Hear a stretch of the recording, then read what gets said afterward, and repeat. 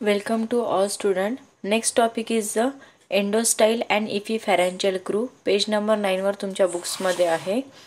त्याच्यामध्ये बघा तुम्हाला बघायचं आहे पर्टिक्युलरली टॉपिक्समध्ये ही जी बॅक साईडची डायग्राम आहे जे नेक्स्ट टॉपिकमध्ये दिसते तुम्हाला ही फिगर 1.8चं जे आहे ते डिस्क्रिप्शन तुम्हाला या पूर्ण कन्सेप्टमध्ये दिलेलं आहे. ओके, आता फर्स्ट पॉईंट बघा याच्यामध्ये the pharynx in branchial stomata bears two longitudinal ciliated grooves. Total किती आहे?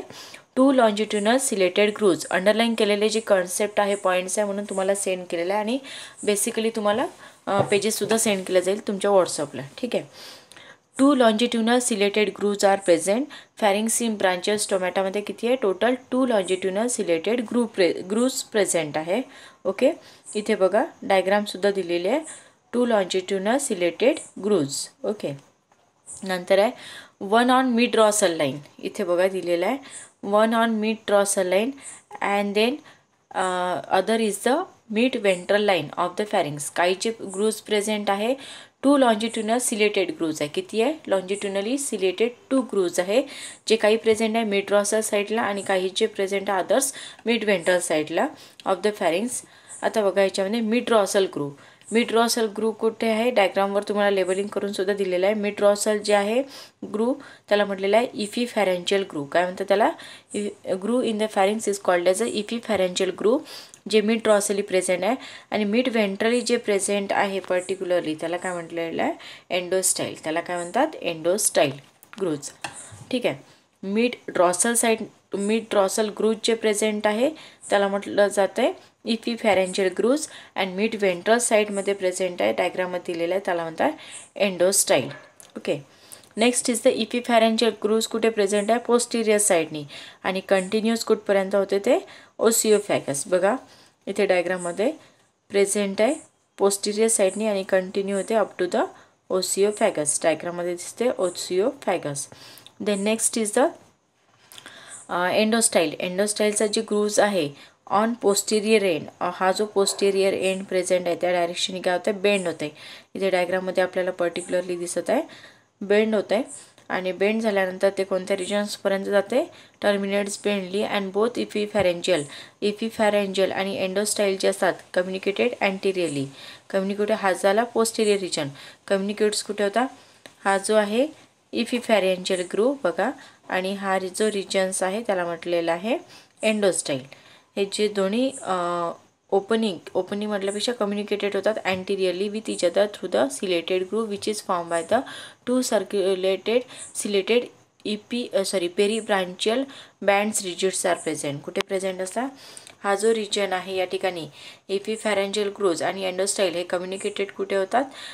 हा जो रिजन प्रेझेंट या ठिकाणी पेरीफॅरेंजियल बँड्समध्ये. कुठे? पेरीफॅरेंजियल बँड्समध्ये अँटिरियरली कम्युनिकेटेड होतात.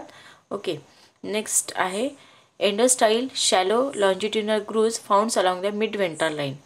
आता लॉन्जिट्युनल ग्रूव्ज कुठे प्रेझेंट आहे? मिड व्हेंट्रल लाईनमध्ये ऑफ द फॅरिंग्स. कोणते ग्रूव म्हटलेलं आहे?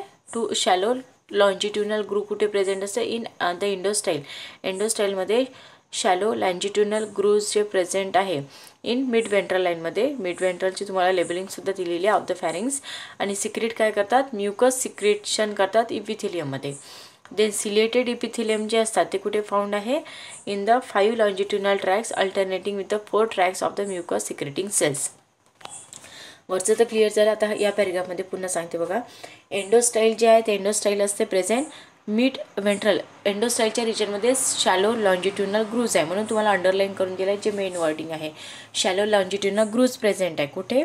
पण मिड व्हेंट्रली. आपण तसे एंडोस्टाईलला कुठे प्रेझेंट आहे म्हटलं? Position mid ventrally of the pharynx. आणि फंक्शन्स काय? सिक्रेट काय करते? Mucus secreting the epithelium. त्याच्यानंतर सिलेटेड इपिथेलियम जे आहे ते काय फाउंड करते? 5 लॉन्जिट्युनल ट्रॅक्स प्रेझेंट आहेत इथे दिलेले आहे सिलेटेड ट्रॅक. ओके, तर त्याच्यापैकी अल्टरनेटिंग 4 ट्रॅक्स असतात ऑफ द म्युकस सिक्रेटिंग सेल्समध्ये. And the position of track of cilia are marginal, lateral and middle track. Total किती ट्रॅक्स प्रेझेंट आहेत? तसे तर 5 ट्रॅक्स असतात पण 4 जे असतात ते अल्टरनेटली प्रेझेंट्स आहे आणि ते म्युकस सिक्रेटिंग सेल्समध्ये. ठीक आहे.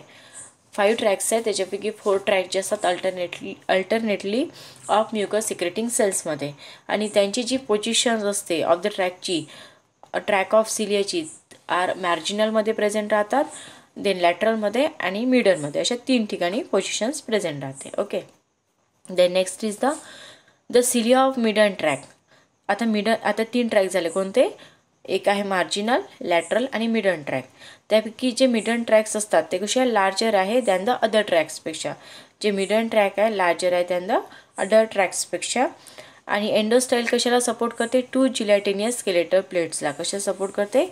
जिलॅटिनियस प्लेट्सला. अँड दीज इथपर्यंतच करायचं आहे, जिलॅटिनियस प्लेट्सला सपोर्ट करते. आणि आता त्याचं फंक्शन्स काय?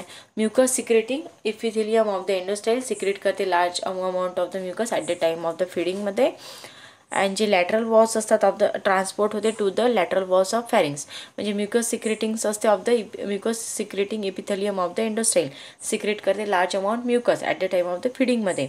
ट्रान्सपोर्ट कुठं होते? Lateral wall of the pharynx. बघा इथे लॅटरल वॉल्स ऑफ फॅरिंग्समध्ये. And beating of the track of cilia. Then epithelial grooves काय असतात? Which is line by the ciliated epithelium and leads behind in to the oesophagus. जे काही epipharyngeal grooves असतात कुठपर्यंत जातात? Continue by the ciliated epithelium and कुठपर्यंत present असते? Last जो पॉईंट आहे इपिथेलियल ग्रूव्ज प्रेझेंट असतात अप टू द ओसिओफॅगसपर्यंत. ठीक आहे. So in this lecture this topic is completed. Next topic is the present is oesophagus on next lecture.